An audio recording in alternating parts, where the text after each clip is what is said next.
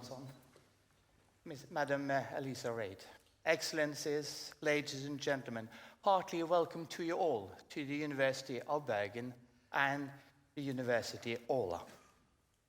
The historic roots of the University of Bergen dates back to 1825, when the Bergen Museum was established.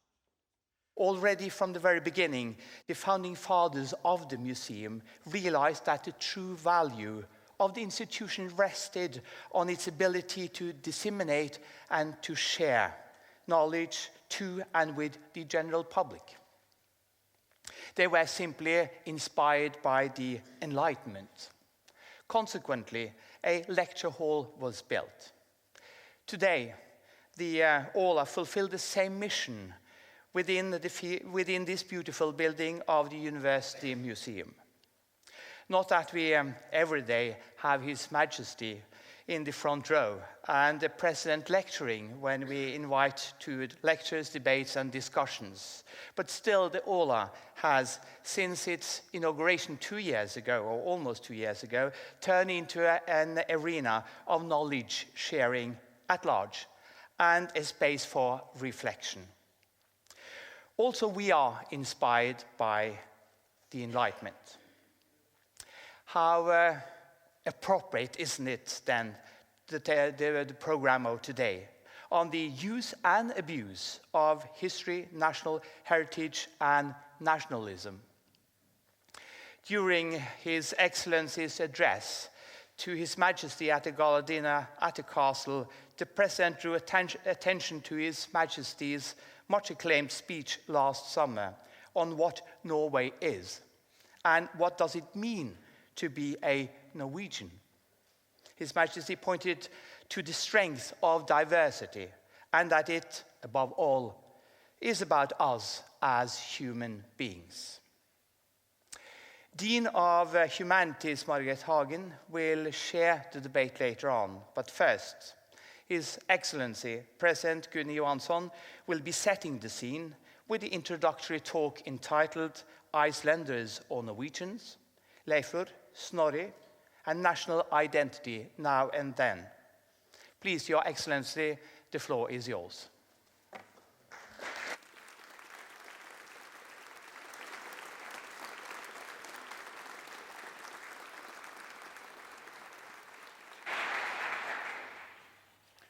Your Majesty, Kong Harald, Rector, dear guests, dear friends. I'm going to begin with a short story, but one with a long time frame though. The autumn of 1975 was a tense time in US-Icelandic relations. Negotiations on the continued presence of American forces in Iceland had been concluded, but loose ends remained. Furthermore, the government in Reykjavik had decided to extend the Icelandic fishing limits to 200 miles, a move that was bound to cause friction with Britain, a new cod war, which could harm Icelandic attitudes towards NATO. Therefore, it could not come as a surprise when the Icelandic ambassador in Washington, D.C. requested a meeting at the State Department. The wish was granted. On the 23rd of September, the ambassador arrived and lodged a formal protest, but not about the US base or an imminent cod war. A few days before, the White House had issued a presidential declaration on Leif Eriksson Day, paying homage to, as was stated, the Norse explorer Leif Eriksson and his intrepid crew. The declaration's final line had a particular resonance. In honoring this great Norwegian, we honor all those who came to our land and enriched the history of the United States.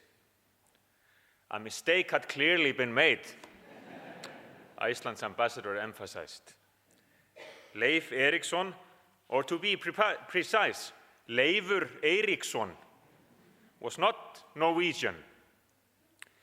In a spirit of compromise between two friendly nations, or a ceasefire of sorts, the Icelanders and Norwegians had agreed to describe him as Norse, or as a Viking explorer. In Iceland, people were still hesitant to accept the Norse description with its clear connotations with Norway. But Norwegian, that was completely out of the question. This, the ambassador emphasized, was very much a matter of national pride to each individual Icelander. And the ambassador could also have mentioned that in 1930, 1,000 years after the foundation of the Althing, which we Icelanders like to call the oldest parliament in the world, the US authorities had given us, Icelanders, a statue of Leifur Eiríksson, thereby recognizing that he was the son of Iceland, as one newspaper in Reykjavik put it in October 1965 in a news item about Leif Eiríksson Day that year. But the precise timing of that celebratory occasion could be a cause of concern for Icelanders. The first Leif Eiríksson Day had been held the previous year, 1964, and the date chosen was the 9th of October. Why? It was not Leif's birthday, or the day he set foot on land to the west of Greenland around the year 1000. Such precise details we will never know. No, the 9th of October was chosen because on that day in 1825, the good ship Restoration arrived in New York Harbor, having sailed from Stavanger with 6 Norwegian families. And this journey was the start of organized immigration from Norway to the United States. Thus, from the onset, Leif Eiríksson Day had clear connections with Norway. Still, the first Leif Eiríksson proclamation did not contain direct references to Norway. Leifur was dubbed a Norseman, true, but also a Viking, and it was noted that US citizens of Scandinavian descent had taken inspiration from his momentous voyage. The wording in 1975, the label on Leifur as a Norwegian, was a unique mishap. Having lodged the formal protest, the Icelandic ambassador acknowledged that it was too late to do anything about the forthcoming proclamation for that year. He asked, however, as I read years later in the Gerald Ford Presidential Library in Michigan, that measures be taken immediately to see to it that any proclamations being made by state governments this year avoid the same error. And the department assured the ambassador that although it could give no guarantees, it would do what was possible to meet this request. And that they did. I will not go through all the Leif Eiríksson proclamations, but they are similar. And for years, they have contained a very precise, thought-out phraseology. On the 9th of October last year, President Barack Obama issued the annual proclamation, which began with these words. More than 1,000 years ago, an intrepid Scandinavian explorer, Leif Eiríksson, embarked on a voyage that landed him on the North American coast. A son of Iceland and grandson of Norway, Eiríksson and his crew are believed to be the first Europeans to reach the shores of our continent. A son of Iceland and grandson of Norway. A masterful ploy in diplomacy, if ever there was one. And I believe that today, we Icelanders and you Norwegians can be content with this compromise. With Snorri, however, there can be no surrender. Some Icelanders were not too happy a few years ago when Snorri Sturluson was counted among Norway's main writers throughout history. A son of Iceland and a very distant relative of Norway. That would be the middle ground which Icelanders would possibly be willing to accept. Your Majesty, dear friends, I say this lightheartedly in 2017, safe in the knowledge that we Icelanders and you Norwegians not only share a common past, but also a sense of humor. There are serious undertones, however, as was so clearly apparent that afternoon in Washington, D.C. in 1975. But let us go for a moment 2 distant days. What would Leifur Snorri and their contemporaries have thought themselves? That we will never know for sure, of course. Let's look at somewhat more recent history, however. We, the two friendly nations, share so many traits and circumstances, and here's one more. In the 19th century, Norwegian and Icelandic intellectuals and scholars were busy constructing a national identity for their respective peoples. In Iceland, to name the best-known person, we had Jón Sigurðsson, the leader of the movement for increased autonomy from Denmark. These people's main message was simple. Initially, the Icelanders had been free and prosperous, but then they lost their independence. The dark ages of decline and foreign rule descended upon the nation. But the glorious past was still there. National heroes like Leifur and Snorri. Here in Norway, a similar use of history to advance the national cause occurred. You will know the names, scholars like Henrik Wergeland and Ernst Sars, and allow me to quote Gregers Faulkner Lund, who stated his determination to prove that the Norwegians were one of Europe's oldest, most historically renowned peoples. In both countries, this perception of history as a means to unify the nation survived well into the 20th century. Back home, we had, for instance, the historian Jón Jónsson Aðils. At the century's onset, he published a collection of lectures on the settlement era with a telling title, Iceland's Golden Age. The concluding words were also informative. Let the memory of our forefathers be an inspiration for their descendants. But then there was a historical change, a revolution in fact. In both Iceland and Norway, professional historians and other scholars discharged themselves from the burden of telling stories about the past with a political and national purpose. I know that I am oversimplifying a complex development, but instead of one unifying history, we got many histories. Instead of a common national purpose, we had gender and class conflicts, less emphasis on great men, and the recognition that national minorities and other groups had been left out of the grand narrative. In short, the historians were no longer patriots, first and foremost. They had become revisionists, even revolutionaries. Almost 30 years ago, I joined their ranks. Early on in my academic career, I began to revise and criticize the commonly accepted version of Iceland's fishing disputes in the second half of last century, most notably the Cod Wars with Britain.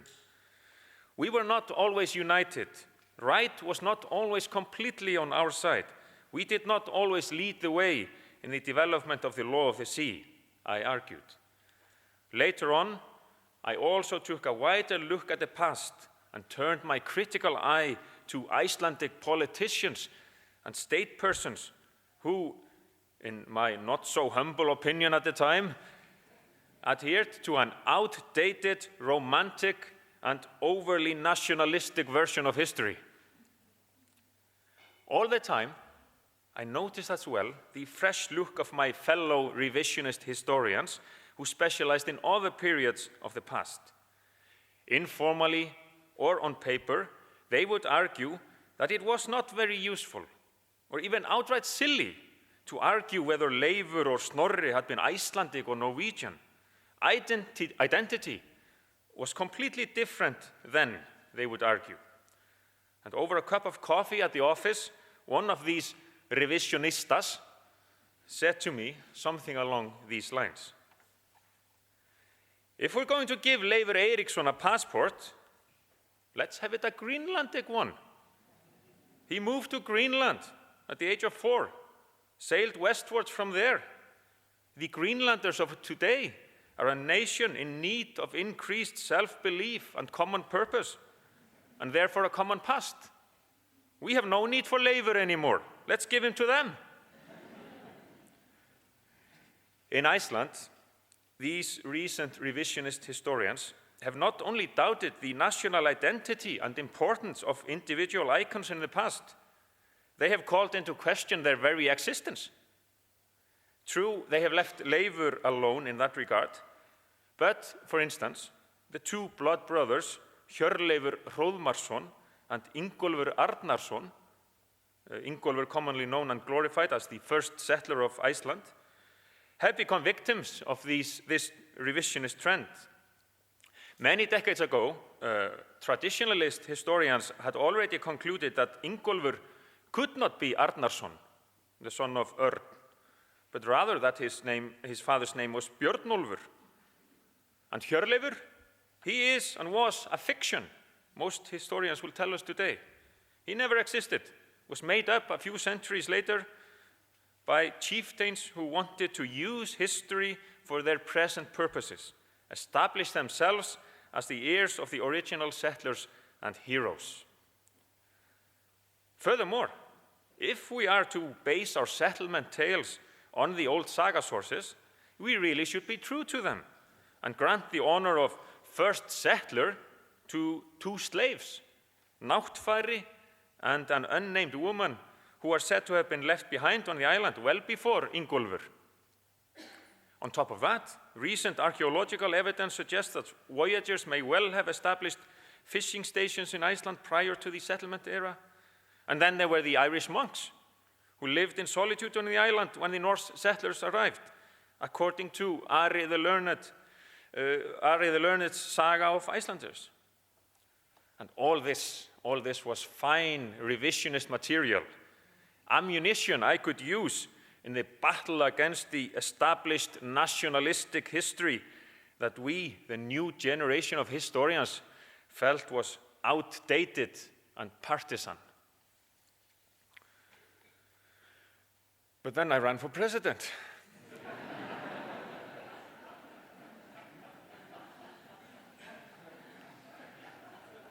During the campaign last summer, I quickly discovered that if you want to become head of state, having been a revisionist historian is not necessarily the most favorable background you can ask for.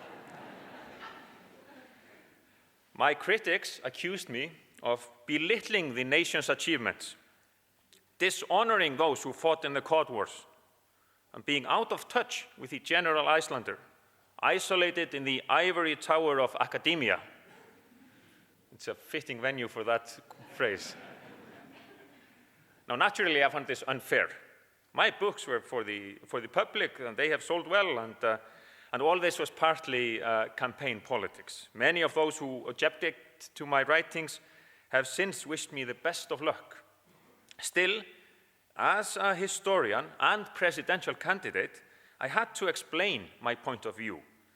On one occasion, I put it like this: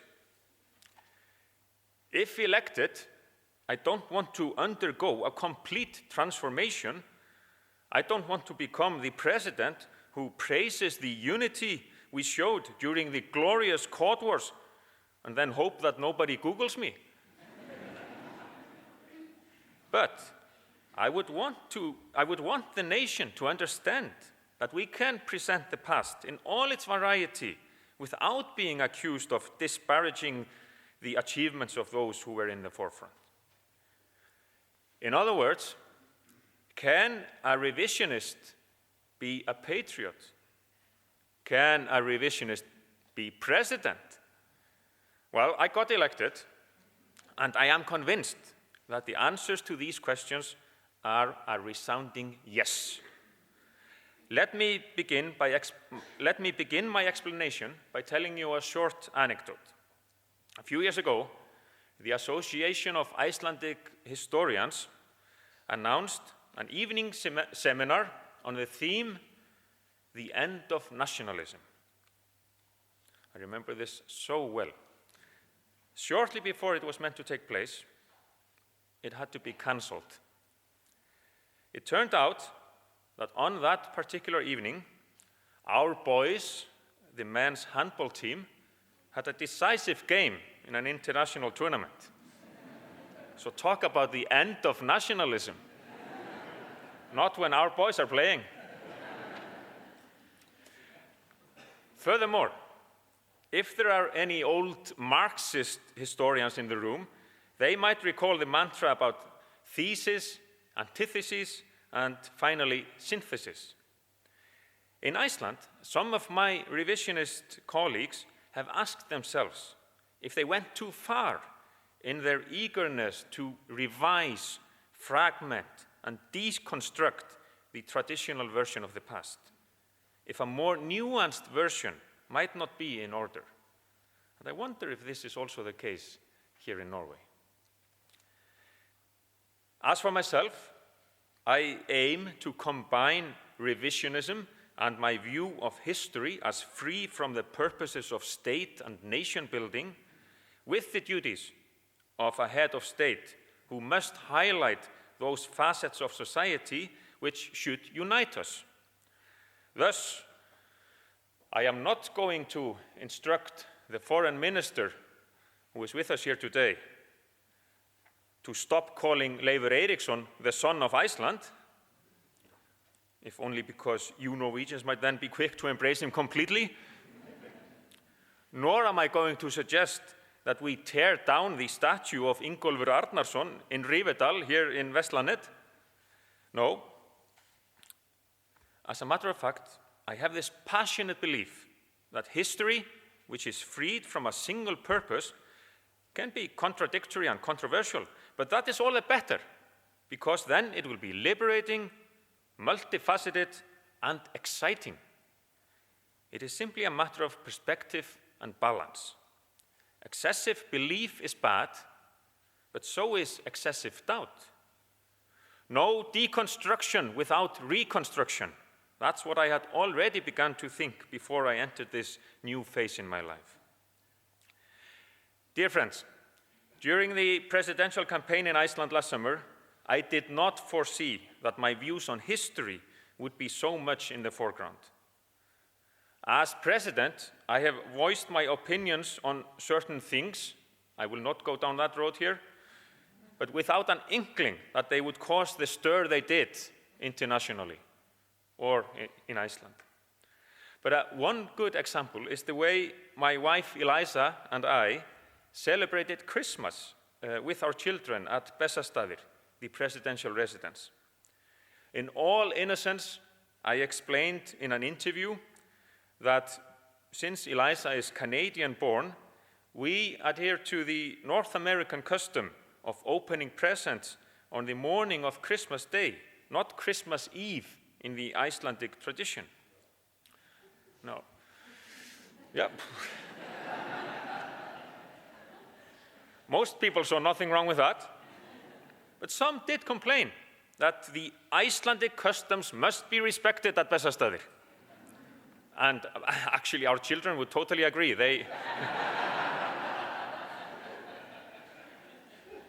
But in our defense, we did honor the old Icelandic belief in 13 Yule lads, their evil parents, and the horrible Christmas cat who will devour children if they are not dressed in some new clothes at Christmas.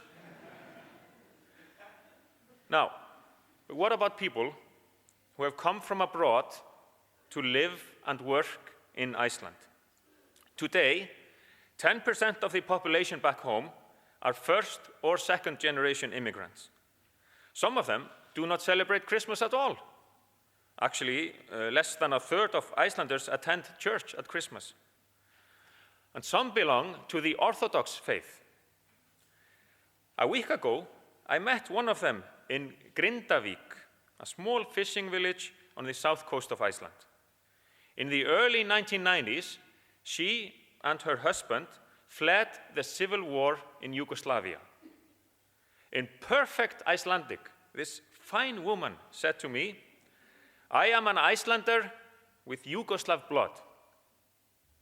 And incidentally, her family has solved the conundrum of celebrating Orthodox Christmas in a predominantly Protestant country by observing it twice each time. First on the 21st of December, and then on or near the 7th of January. Flexibility and tolerance. Those are the key words. In the description of this event, the following questions were posed. Can we not take positive pride in our heritage without succumbing to chauvinism? Or has any pride in one's national heritage by now become inherently questionable? Dear Icelanders, dear Norwegians, we can and should be proud of our heritage. But if we are going to use history in some way to unify the population, whether here or back home in Iceland, we have to realize that the people in Iceland and Norway do not all share a common past or heritage. And therefore, contemporary nationalism must be inclusive and tolerant towards those who are tolerant and want to be included. And I, for one, will be happy and proud to promote such nationalism. Thank you very much.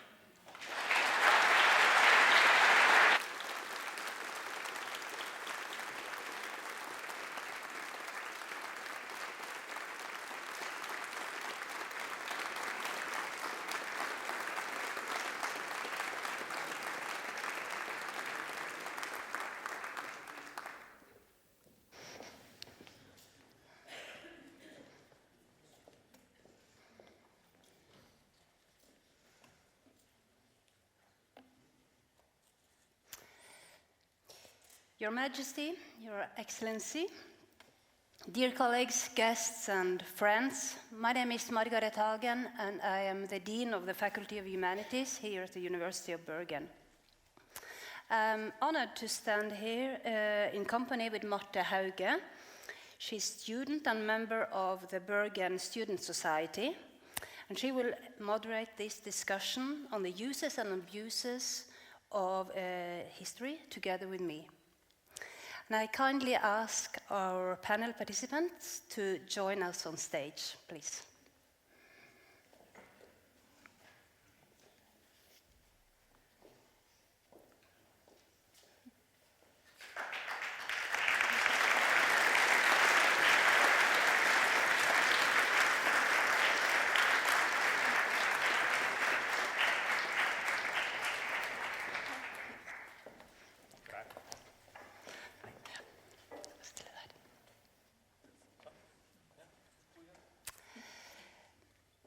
It is indeed an extremely competent and learned panel we have here. We have His Excellency Dr. Guðni Jóhannesson, President of Iceland and history professor. We have unpaid leave. Unpaid leave. And we have Dr. Sverre Bagge.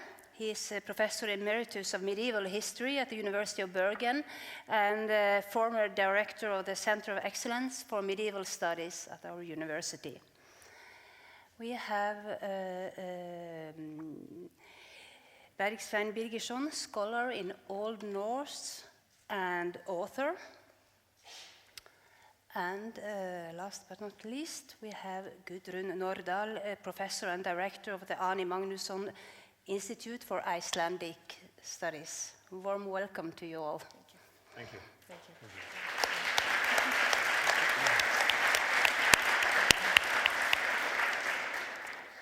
you. Your Excellency, thank you for the lecture. Our theme for today is the use and abuse of history, national heritage and nationalism.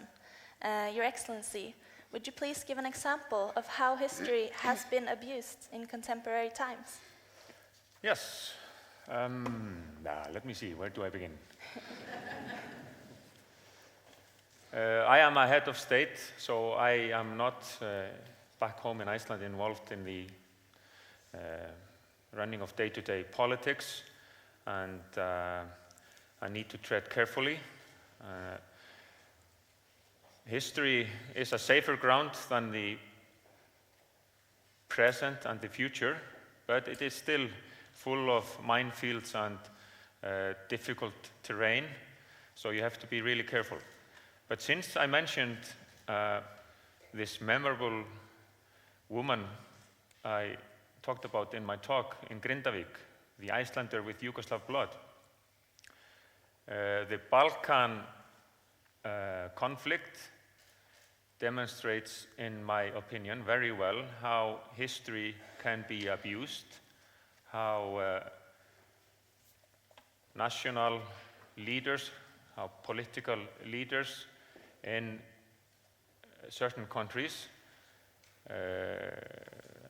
portrayed a version of history which contributed to tension and ultimately bloody conflicts.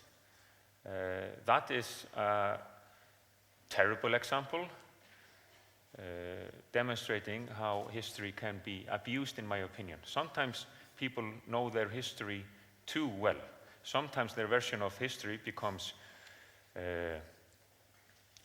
a dangerous tool to tell a group of people that we are better than others, that we have the sole right to this territory, that others must leave, because in a distant past, that is how things were.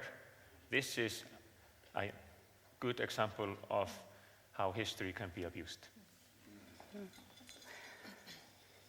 Thank you, Mr. President. I would like to move back in history to medieval times. And I would like to ask a question to Bergsveinn Birgisson, because you are not only an author, but also a scholar in Old Norse. You're a specialist in heathen times. His Excellency underlined that many of the Viking deeds are not deeds today. Is it right of us to be proud of Vikings and the barbarians of the Middle Ages? Can we be proud of our...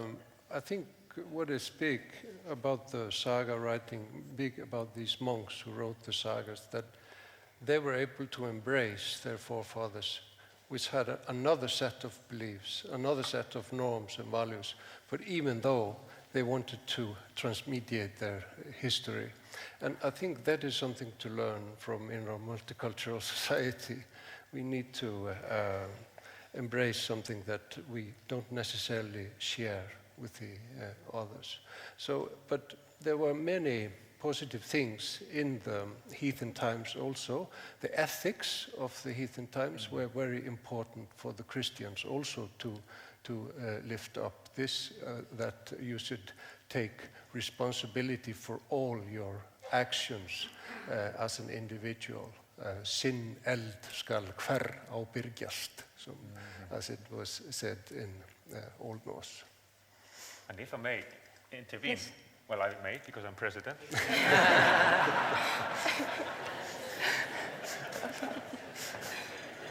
There was a Danish minister, if I'm not wrong, who actually on a visit to Ireland apologized in Dublin for past misdeeds of his or her forefathers. I can't remember whether it was a he or a she.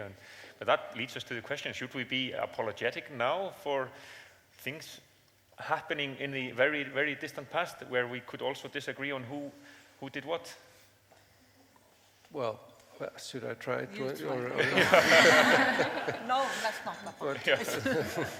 Well, it's been some time since, Yes. but anyway, so I don't think we need that. The Vikings also brought many positive things to Ireland and to other places and raised the first cities in Ireland, and so there were many good things that they brought with them also, and the Irish were also fighting and killing one another. Let's not forget that in these times.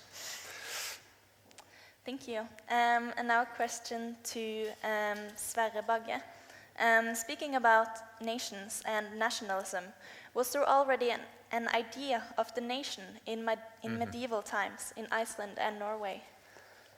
Well, that's a fairly complicated question. The orthodoxy among, I think, the majority of scholars is that nationalism is a specifically modern idea and did not exist in earlier times.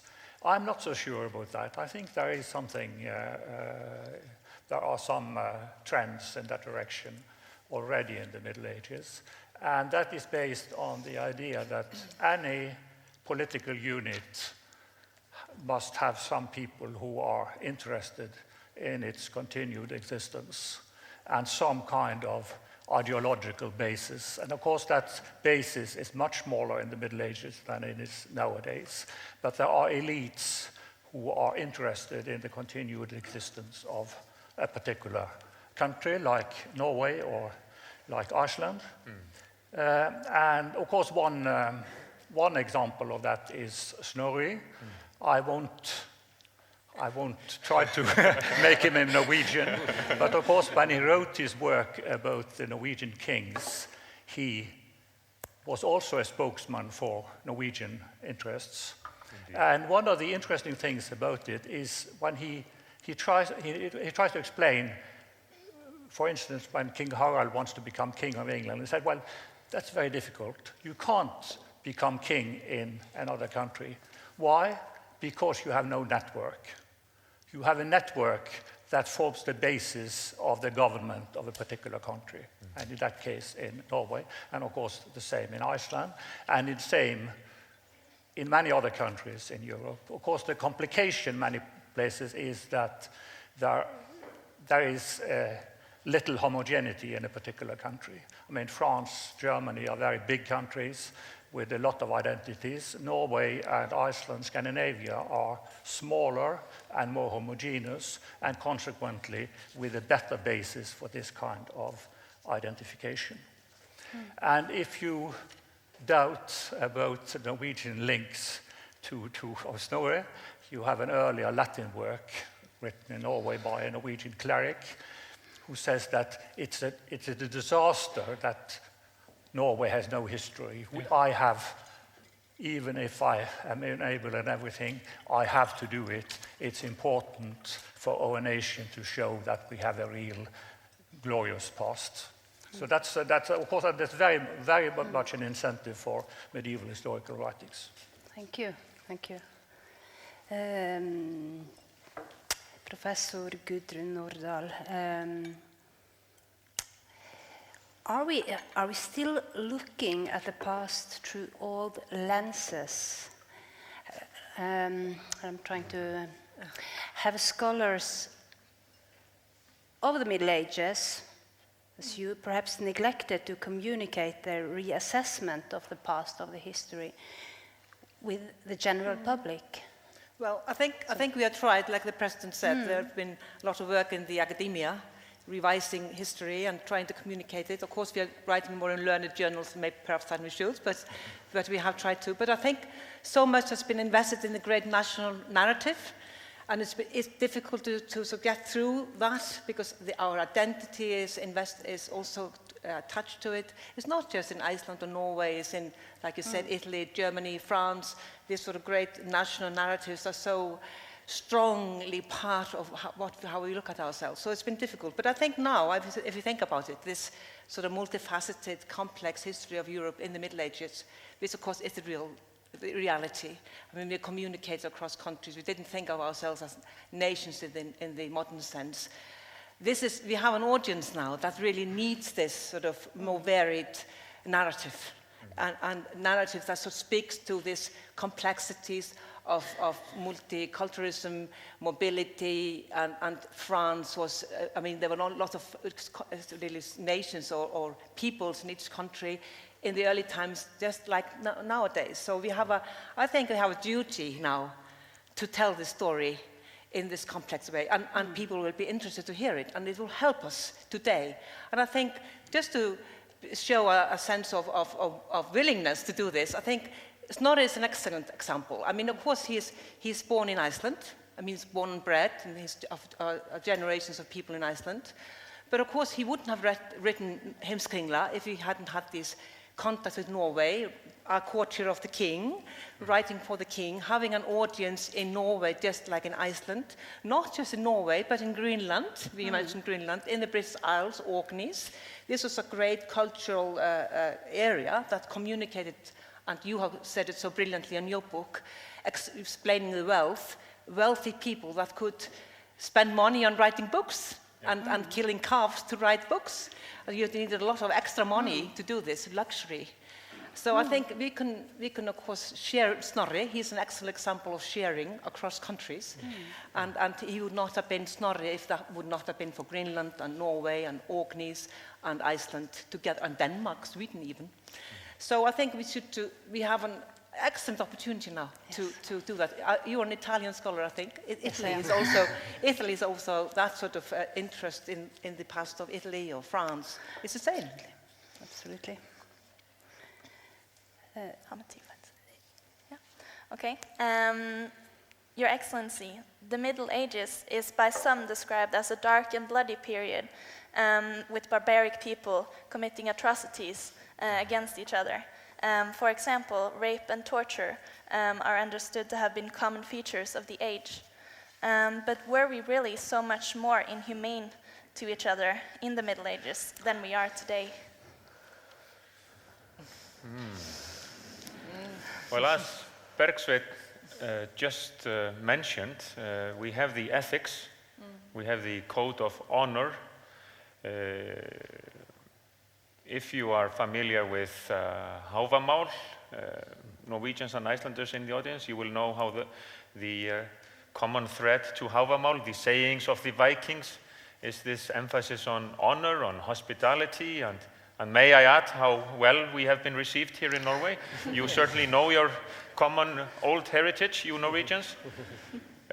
So we just must not see the past in black and white, and we must also not put our present values and export them to the past and say, these were horrible persons, look what they did, how they acted towards each other, and how they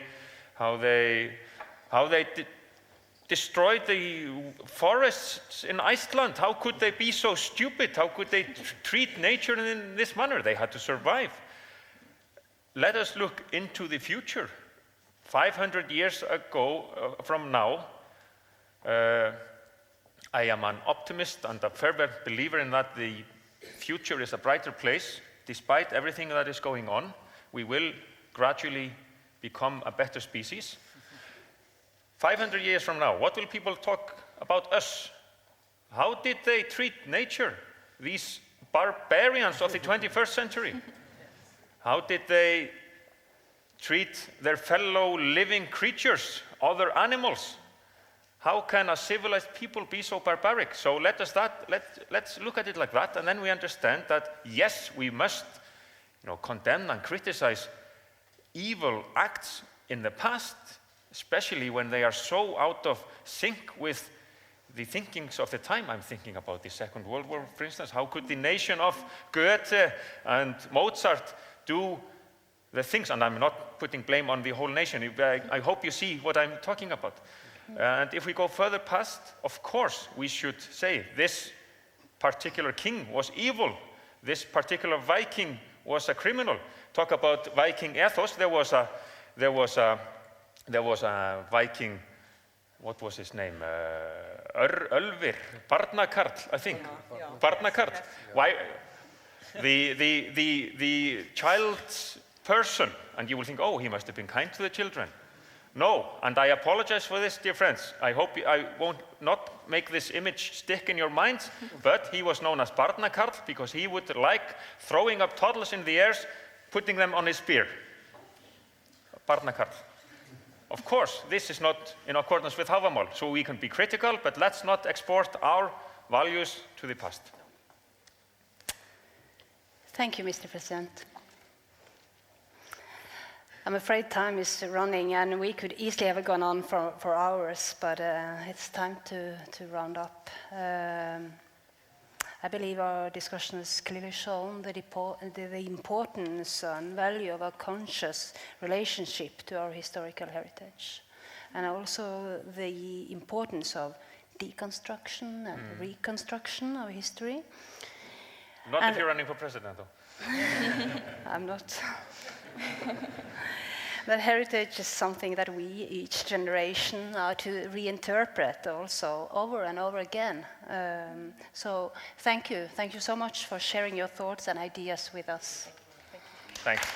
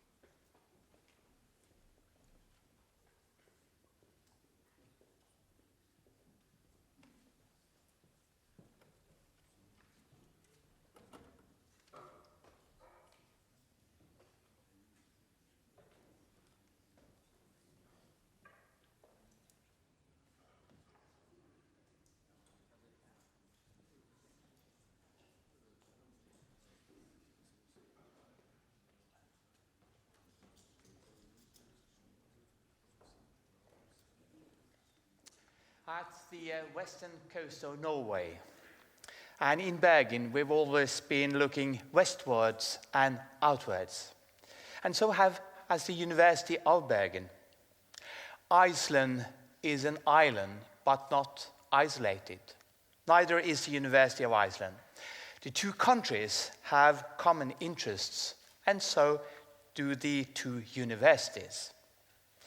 And Your Majesty, Mr. President, today the University of Iceland and the University of Bergen will formalize and strengthen our collaboration with respect to education, research, and exchange of students and staff within Arctic research, marine research, sustainable development, and West Nordic culture and language.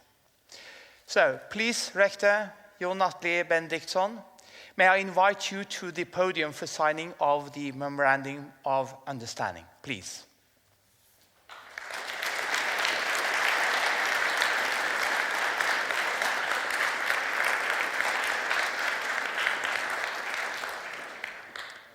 I think this is your spot.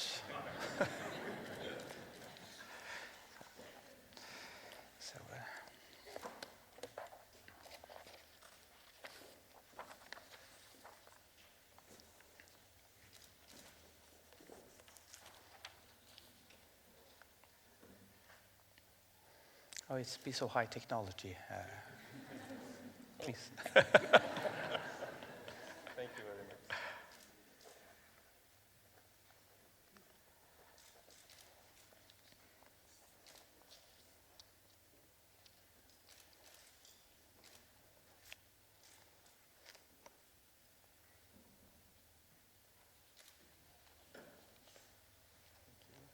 Thank you.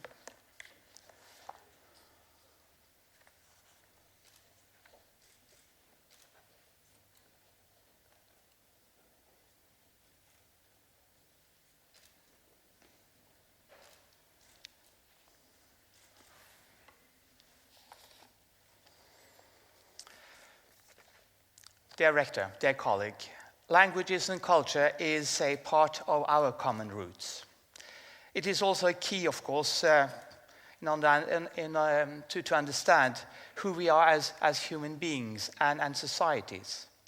And on behalf of the University of Bergen, and at this occasion, I would like to take the opportunity to contribute financially with the amount of 500,000 Norwegian kroner to the Vigdis Finnbogadottir Center for Multilingualism and Intercultural Understanding that will be inaugurated later this spring. So, dear colleague, please, and sincere congratulations with this new center.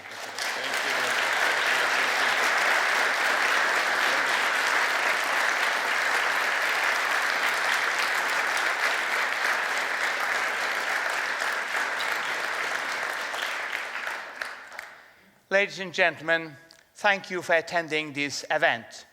Please rise as heads of state depart.